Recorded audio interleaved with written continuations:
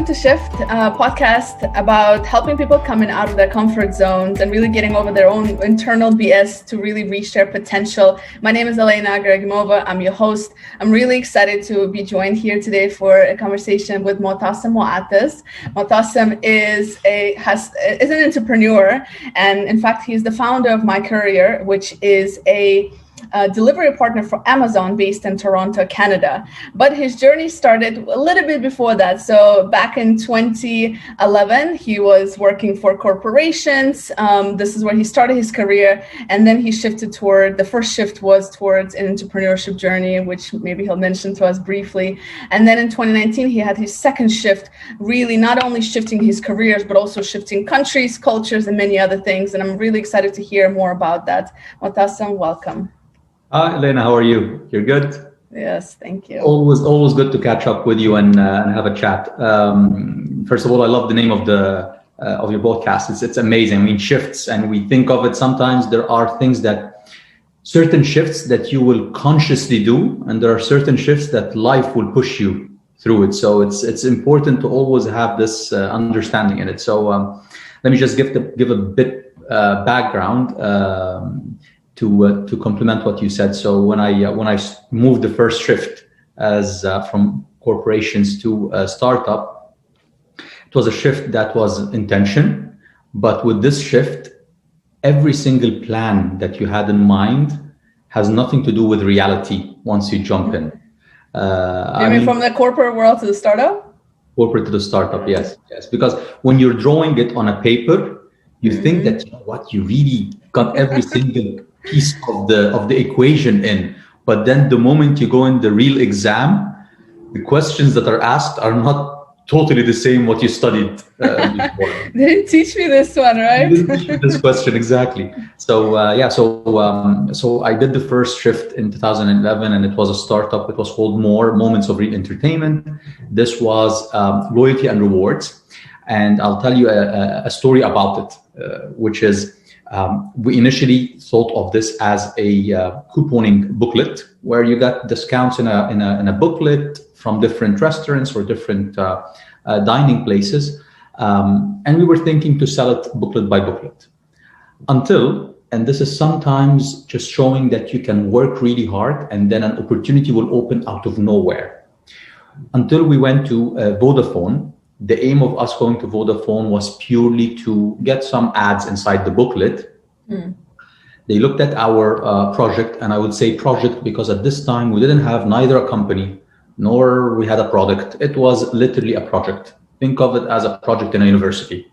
They looked at it, they liked it, they found that there's a potential out of it, and they signed with us an exclusivity deal that actually gave us a good confidence in the project, which from it, I was able to resign and focus on the project going forward. So sometimes all you need is just doing the first shift, and then you'll see the second, third, fourth shift coming from there. Yeah. Do you feel like the hardest part is I guess when you first think about making that jump into entrepreneurship, you always feel like it's so hard to take the first step, and then you realize that the first step is actually the easy thing, and then then you're like, that was the easiest thing, that was like the freeing thing once you take that step, but then the work that follows is like, that's where the real struggle is at, right? Struggle and reward as well, I have to say. Correct. I mean, actually, I was just thinking of it. Every day is step number one for you. I mean, the thing is sometimes a person would say, you know what, that's just the first step and then I can see the finish line. In business or in entrepreneurship in general, unfortunately, it's not the same way. Every single day you take a step, one step over the step you took yesterday. And as you're unfolding the steps, you're unfolding your own capabilities, you're unfolding what the future is driven for you. So I always say, don't think of it as multiple steps. Think of just one step at a time. Just take this step today, and then things will unfold going forward. Yeah, absolutely. I love the term unfold, because I think that sometimes you also build that self-confidence and you learn to trust yourself, and that's essentially how you build resilience, right? So it's just there's no other way. Like, you just have to go through it. Like, you know, when in the corporate world, when they talk about resilience training, and I'm like, come on, guys, like, you can't teach resilience. You have to just sometimes throw the person into the pool and like let them learn how to swim. Like, that's the way you teach resilience, right? So it's by taking action. I'm curious. So the first ship for you was in 2011, and you've gone through, you know, quite a journey. And this is where we met in Dubai, and when you were in that space. And then in 2019, you made even a bigger shift. So talk to me about the difference. Like, what were some of the things that helped you from your previous experience, and what's some of the things that were just completely new to you in 2019? Like, is there any comparison there? So my second shift was a bit, I would say, bolder than the first shift, because not just simply I moved countries, I moved industries, and I wasn't younger. I wasn't just moved out of university with one backpack and I can just go freely. I still had my responsibilities, and also, and I have to highlight, this is one of the key things that sometimes becomes hard on us, and you had your I'm gonna call it ego of what you had before. And this is something that unfortunately we compare a lot with it. So taking it forward and moving into a new country was a bit challenging. But one of the things that helped, and I think it's what I learned beside the technical skills or beside the business side of things, is, and I'll show you here, is this word, mindset. This was something that really helped, because you would always have challenges. And literally, we had challenges every single day. If your mind start controlling you and start pushing whatever negative thoughts, and there will always be negative thoughts that then controls your emotion, you're not going to be able to take this one step every day, because it's just all here in your mind. No. So that was the main challenge that was there with the second move. What do you think is the biggest, I'm sure there's been a few things, but what do you think is the biggest thing you've learned about yourself for the first time, like the first time you jumped into entrepreneurship, and then also now? Like, what were some of the two biggest lessons you would say you learned about yourself in particular? I'll tell you something. When I was in corporate, I was working in marketing and trade marketing. Okay, so I didn't have much of a sales role. Never had business development, sales, customer relation. All this was not part of the things that I neither worked on nor learned. When you move on your own business, you are, one big part of what you do is sales and business development. You reach out to people, either to share what you're doing or share your business. So you will have to do it. I always thought that it's something I'm not going to be able to do. But when you start doing it, you will unleash certain capabilities in you that you never saw. I never knew that I had some sort of business development and client relationship within me. It had been ignited when I started the business at that time in 2011, but then it started growing and growing and growing until you start reaching a level that you enjoy doing it. You're doing it as if it's so natural that it doesn't even show that it's business development or sales. It just shows as if it's a normal conversation. And it's true. Some of them is just becomes a normal conversation that then moves into a certain opportunity. The second thing that also you start learning is you trust yourself more. When I was in corporate, I used to trust the system because I was working in a company. So you always think that this is a bulletproof system. Someone else worked on it and did it, so it will never fail you. Yeah, it's like security blanket. Exactly. But outside, especially when you're still a new company, you don't have that much of systems and processes. You're literally building them as you go. So you don't have much to rely on systems, but you have a lot to rely on yourself and rely that your own judgment and gut feeling will take you through whatever decision or challenge you're facing. You know, what's interesting is that when you're right, when you kind of, you have that system and that security blanket. And another thing that at least I've learned, and I'm curious to hear your thoughts on this, having started several businesses in your past and now even, but when you leave a company, you don't just leave a company, you also leave a brand that is behind you. And then you're like 85% of your network, if not 95%, just disappears because all of a sudden you're less valuable to a big part of your network, that, you know, and that's also the ego part, because it's like you're kind of somebody and it's easier to send an email, and when you have a big brand behind you, people tend to respond. But then when you're like a little startup, and, you know, I mean, in our case at least, like when we first started, the people like, you know, what is Best Earn? You know, like now people know about Best Earn, but the first few months, like, who is Best Earn and who are you? And wonderful that you're doing these things, but like people care a lot less, and it's much harder to build something from scratch. What did you find about that? And in terms of just also network, like how has that been a shift in that sense, in terms of the network, the circle that you're around? Has that changed for you? Tell me a little bit more about that. No, I'll tell you a small story. The moment I left the corporate, I had in mind that, wow, I have tons of business cards stacked next to me. You know, what else do I need? I have vendors, I have clients, I have friends. I mean, what else do you need? I mean, you're going to finish the first deal in like maybe an hour from now. Anyway, I had, and I have to say, close people to me that didn't even answer my message, let alone pick up the phone, answer the message. Yeah.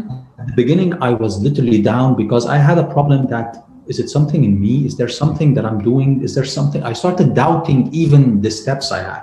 Mm-hmm. But I'll tell you something that I learned throughout all this. People treat you based on the role you play at the moment. Yeah. And this is so important to put in mind, is that you might in one day play 3-4 different roles. You can play a role as an account executive that is required from you to go in a meeting, take meeting minutes, and be able to follow up. You might play the role of a general manager. You might play a role of a speaker on a stage. Each of these roles, the audience or the person you're dealing with will treat you in a totally different way.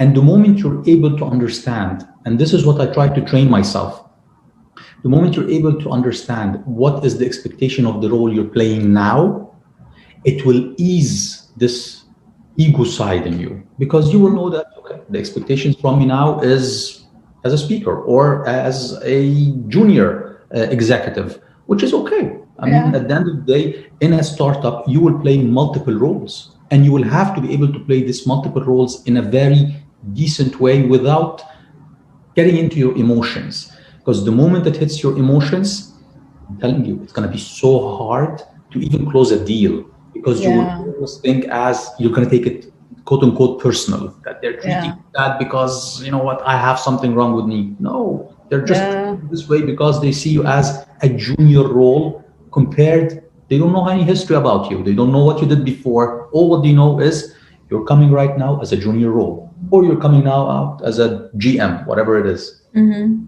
That's so spot on. Yeah, I mean, not taking things personally is like a virtue on its own, and I think that's so spot on. I remember, I don't know if it was the TEDx you gave in Dubai, or maybe it was something else, but I remember you also talking one time about the hero. Like, everybody's their own hero, so it's not about you. It's just everybody is their own hero, and they're in their own story, and it's your job to help the hero be the hero. And if you're able to do that, then you get exactly what you want from them. But I always remember the hero part of it.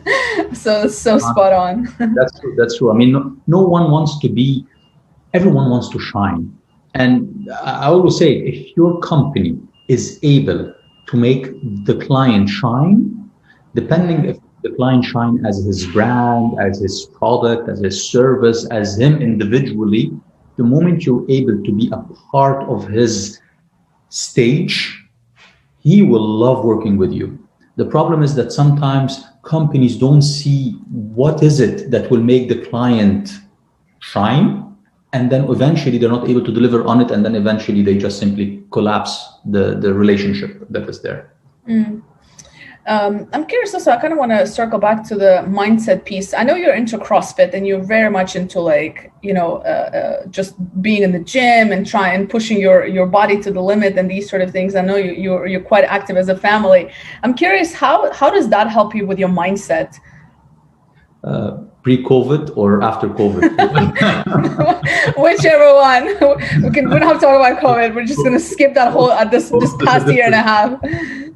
So having a decent health and wellness in general. I mean, it doesn't matter what type of exercise you're doing. I mean, you can be walking, you can be cycling, whatever it is. I mean, nowadays also knowing that there's a bit of restrictions in general and having gyms, people might do whatever they can to just simply move the body. It's a matter of just moving the body. So the more movement you do, the more you will literally get into a different mindset, into a different overall energy. And for me, the objective right now for any exercise is not weight loss or muscle gain, or it becomes a mood fixer. I just do it the moment I start feeling that, you know what, it's going to fix my mood for the coming day or so. The challenge that I always have, and I'll be also honest, is that sometimes when you are super busy with something, you will drop this health and wellness side. You might eat something that is so fast on the go. You might forget to exercise or put your 30 minutes here or there. And now I'm trying as much as possible to be more rigid on it. I call it the non-negotiable habits. So hopefully this non-negotiable habits will always be there, but sometimes you negotiate it with yourself. You have this inside talk of, you know what, I think I can drop it today. So it's super important for me. I do it early morning, so I also get it out of the day, because if I do it afterwards, I might skip it. So early morning, fresh, you just start your day from there. Yeah, absolutely. No, for me as well, it's more of just mindset. Like, it just changes your whole day, even if you just move just a little bit, whatever time. But I agree. I think it's also easy to fall off track, and trust me, I mean, I think we can also just not talk about how we were physically in the past year. I think everybody struggled in one way or another, but it's just about getting back up. I think it's just kind of making sure that you come back to it. Like, yeah, okay, I slipped here and there, but let's just get back to it and create that routine. It's important. Listen, only because it's right behind you, and I'm really curious to ask. So you've gone through different changes, different shifts in your career and your life. I'm curious, what do you see as happiness? How do you define happiness, and how do you define success now, having gone through a roller coaster, I'm sure, of just, yeah, it's right there, yeah. I would say small momentarily wins, or small momentarily achievements that you do, is setting a small goal. Something like, for example, I'll wake up in the morning, I'm going to do my 30 minutes workout. Once you do it, that's for me is happiness. I start feeling that, I promised myself and I deliver. So these small wins is what eventually comes out to be a grand motto type of happiness. But on a longer run, I started noticing that the happiness that you get out of having people appreciating a certain action that you did in their life is much, much, much greater than anything. I mean, I have with me very young team members that just came into Canada, and they're starting to explore their journey in Canada. And they start working with me. And after a couple of months from working, and then they find something else that they like, they call me afterwards and they, you know what, we learned this from that time working with you or working with the company, and this had helped us to progress or succeed or. This on its own is a certain level of happiness that you do not plan for. And whatever someone will speak about it, like me right now, the feeling of it just simply is in a different level when you really find someone picks up the phone and tell you, by the way, you don't owe me anything. I don't need anything from you. We're not even in the same company, but I just want to say thank you because you had affected my life positively going forward. Yeah, no, absolutely. And yeah, I mean, listen, I've experienced firsthand your ability to kind of mentor and provide opportunities, and you do it so, how to say it, what's the word, like unintentionally, so naturally, you know, and I think that's just in you, to be honest. And I mean, in Dubai, you were actually one of the only people that have provided opportunity for me to do some things I would have never had. Actually, you were one of the first to let me dip my toes into the world of entrepreneurship. So I definitely relate to that, and to those young people that are calling you that are calling you and telling you these things. So spot on. Yeah, that's definitely in you, I have to say. So you're doing great, Elena, by the way, now with all your entrepreneurship journey. Yeah, it's a roller coaster, right? And the next thing is then success. How do you define success right now? What's success for you? You know what? I was thinking about it until I read what is written here. I'll just read it for you. Yeah, so, please. Doing what you want, when you want, where you want, with who you want. Yeah, and sometimes it's just purely the freedom. Yeah. The freedom that, and again, I'll have to add one point. It's responsibility with freedom. And when you're responsible that, it's not the freedom as like, you know what, I'm going to take off for a year. I'm not going to work and I don't know what's going to happen after this. No, you're responsible enough to say, you know what, I'm going to take today full day off, but I'm responsible and I know how things will go. You choose the actions you want rather than it's dictated to you. It's not always easy.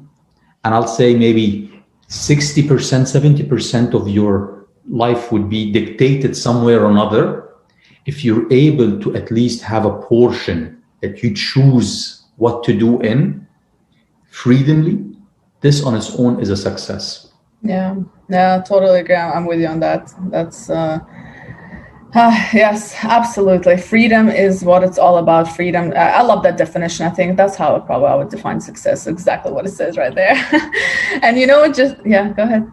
And also the other thing is, and I think that's key. The last part is with whom you want. Sometimes we're not able to tell certain people, thank you. But no thanks. Exactly. Just take a side. We're a creature by default that likes socialization, but sometimes you would need to consciously know who should be close to you and consciously know who should you say thank you. And it's not about anger. It's about moving people from an inner circle to an external circle. It's from someone that you will call every day and work with or check on to someone that you will maybe once a year send them a message on Facebook to check on them. That's all.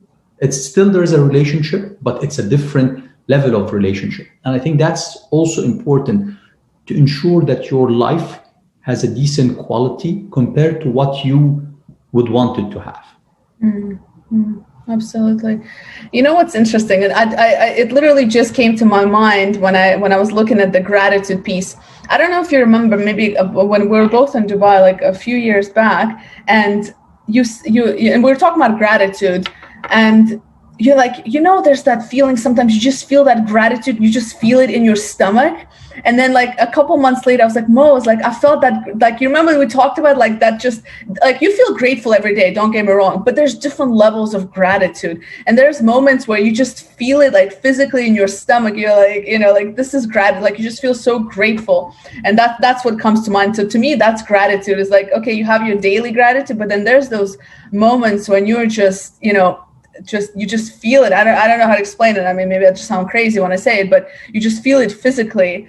And that's the kind of gratitude I aim for. Like, that's my aim. What do you feel about gratitude? 100%. I mean, so it's two levels. One level is this level you're speaking on, which is, it just comes deep inside and you feel, you know what, I'm super blessed with X or Y or whatever you have in your hand. This is not a daily thing. It just simply sometimes pops out of nowhere. You feel it deep inside. But still also, I would have to say gratitude is a skill you have to work on. Because with the action we have in our life, unfortunately, the negative side of life hits us a lot. And if we don't pause for a moment and just simply count our blessings and have this sort of gratitude in our mind to say, you know what, yeah, it was a hard, tough day, but I'm still grateful because I did this and this and this, and I'm still grateful that this and this and this is in my life. So we have to remind ourselves. Sometimes when I feel things are really hard, and a day it's that, when you have these days when it just goes like a domino effect, things just collapse and everything, and you're like, I don't know where to hold it from. I mean, the thing is collapsing. That's the day that I would just simply take myself, go outside for 10, 15 minutes and just simply take a deep breath and think and say, you know what, if there's one thing I need to be thankful for right now, what would it be? Just pull this one thing for now to make the day pass quite smoothly afterwards. Yeah. I'm laughing because I know exactly what you're talking about. So I'm just laughing. I'm not laughing at you. I'm just laughing because it's so real. There are days you just want to pull your hair out. You're like, what's happening? And that's the only thing that keeps you grounded. I mean, that's like, for me, honestly, what I've been falling in love with is like Stoicism. I'm obsessed with this journal. The daily Stoic journal. And keeps you grounded, cool most of the days. Oh, it's just moments of just like these few moments in the morning or during the day, just to put your thoughts down, just to kind of ground yourself. It's everything, absolutely. Also keep in mind something, Elena, is that at the end of the day, when you are working by yourself, you don't have, even if you have a team, but you don't have the close colleagues that you can chit chat with. Sometimes when you're working with a big organization, there are people that are your colleagues at the same level. They'll understand your frustration. When there's something, they'll understand. You can bring out all these emotions to them, the water fountain cooler chit chat or rumors or whatever you want to call. Yeah. But when you're working by yourself, you don't have this. You cannot just simply bring all these emotions to your team members. They might not understand it correctly. You might not bring the same emotions to your home, and sometimes your friends will not be there. So this is why I say is you have to be able to contain yourself. You have to be able to pull these sort of gratitude moments to fuel and refuel yourself as you go, because that's the only way to be sane rather than going insane. No, absolutely. And I think a lot of entrepreneurs in particular I can speak to, but I'm sure senior leaders as well suffer from this, because it's almost like you don't really have an outlet to go and to have these conversations. You have to do a lot of decisions on your own, and a lot of times you don't even know if you're right, and you just like, and that messes with you. You're like, it's wonderful you have all this like decision-making power, but you're like, maybe I'm wrong. And for me, what's been super helpful is, having just mentors or people that can kind of have been through the same journey, just to balance ideas, just to like affirm that I'm not crazy. Like, is this like, am I on the right path? Because I think we all need that, and I think that's what many people don't get about entrepreneurship, because we're just like learning as we go. Like, we don't, and it's a very lonely journey a lot of times. So you have to work on your mindset. Like, that's where it's at. Like, that's it. And this is probably like the biggest lesson for me was just that personally. So since we're talking about that, so earlier you said that one of the things that kind of the takeaway was learning about yourself, and I think it's so relevant to many people, is that to learn to trust yourself, and to learn to you learn through this journey that you don't know what you don't know. And I think that's brilliant. That's like the epitome of growth mindset, right? You don't know what you don't know, and if you feel like you know everything, and if you're not ready to fail, like, that's it, like, you're done. Like, if you can't see past that, it's very difficult to move forward. What is another message you would like people to take away, those that are maybe sitting at home and listening to this, and they're saying, I would love to change countries or to make the shift, but I'm scared, or I would love to turn to entrepreneurship, but I'm not even sure where to start. What are some like action points that you would recommend them? So one of the action points, and before I tell you the action point, I'll tell you a small story. When I came to Canada, I came just before the COVID, so I came end of 2019. New country, wasn't sure yet what I'm going to be able to add as value to the country, so I was still exploring. Then came March, and the lockdown happened, and everyone was just simply inside their home, so there was no networking. I wasn't able to go outside to even get a chance to speak with people and see how can I add value. At this particular moment, this is where I saw an opportunity for deliveries, last mile deliveries, and I said, I want to learn more about it. I picked up my car, I went on the streets, and I literally worked as a delivery driver to learn what's this industry, what's happening. I had no clue how will this unfold. I had no clue where will this take me, but I felt that there is something in it. And I started working on building a business out of it. I'm trying to bring it through until Amazon started looking for delivery partners. Why? Because online started picking up. They wanted more delivery partners with them within the country. So they literally started publicizing for it. I joined the program. Then after this, we got a couple of interviews. Things went well. We signed a deal with Amazon. So my takeout for it is, if you would come right now and tell me in 2019, by the way, Mo, in 2020, you will have a company that is working with Amazon in Canada, I will tell you, I have no clue what will I be selling.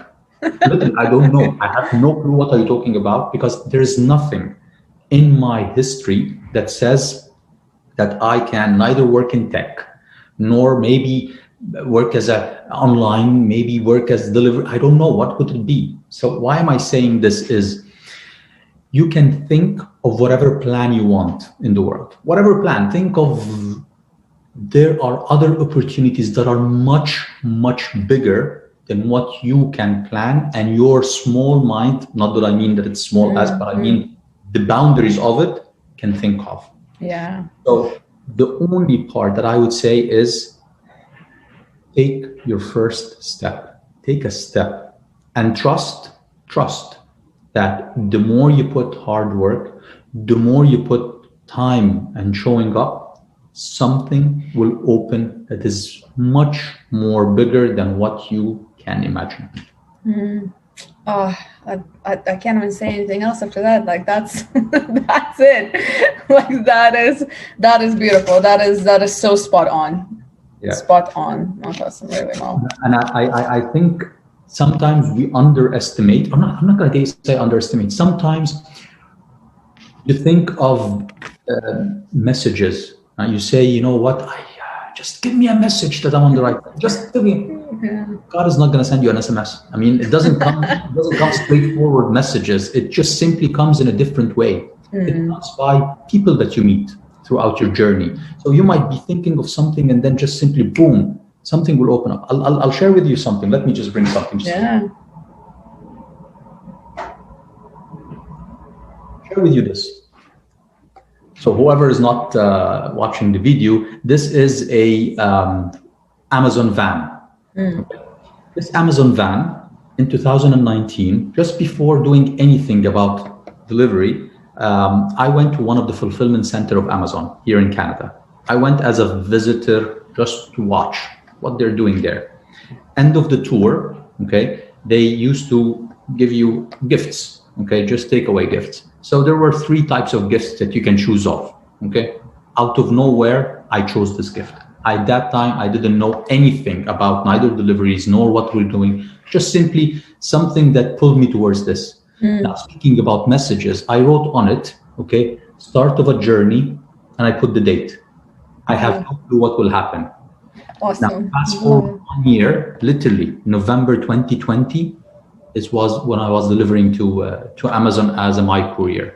Now, talking about messages, I'm telling you, there are tons of it in our life. But unfortunately, sometimes we get so much occupied with things happening in our life that we do not comprehend the messages that are coming to our life, or the opportunities that are opening in front of our eyes. Yeah. Spot on, Mo. Absolutely. It's a nice reminder for myself and for everybody who's listening. It's it's definitely what to say after this. Honestly, I mean, I think what to do. Now I'm thinking about all the messages I missed today. I don't know. I'm paying attention all of a sudden. Is there something happening? Love it. Every time I talk to you, it's like that. Every time I'm mind blown by something you say. For as long as I've known you, really. So Mo, it's spot on. And the more actually you chat with people, the more you speak, and I have to put it, it's you just open your horizon. I mean, all what I'm saying right now is not something that I was born with. It's just simply getting it from other inspiring people and just testing it myself and seeing that things are work. So absolutely. the world is really a great place. It's just a matter of just go out there and explore as much as you can. Things will fail, things will win, but eventually it balances out, that the winning is more than the failure. Yeah, absolutely. Absolutely. This is why I love talking to you, and I love talking to people. You learn something new every time, and that's where it's at. That's where everybody has a story to share. Thank you for sharing yours. Listen, I know you do some content out there, and you're quite active. And if anybody that is interested to see your TEDx, what was the name of your TEDx talk, by the way? Because I loved it. Why do we grind? Why do we wake up? Yeah, why do we grind? Yeah, I love it. So definitely I'm going to put up the link if anybody wants to watch it. Where else can people find you, to follow you, to maybe read up, connect with you, see your journey? LinkedIn will be the best place. So maybe we can also put the LinkedIn link in the comments. And LinkedIn will be the best, easiest way. Yeah, great. Listen, thanks so much. I appreciate you. Really, it's so great to catch up with you after all this time, and I wish you all the best. I'm looking forward to watching your journey and continue to learn from you. Same here. And I love chatting with you, and it opens a lot of horizons there. And I hope all your audience will enjoy this talk. And if there's any comments here or there, we'll be more than happy to hear it out. Thank you. Thank you.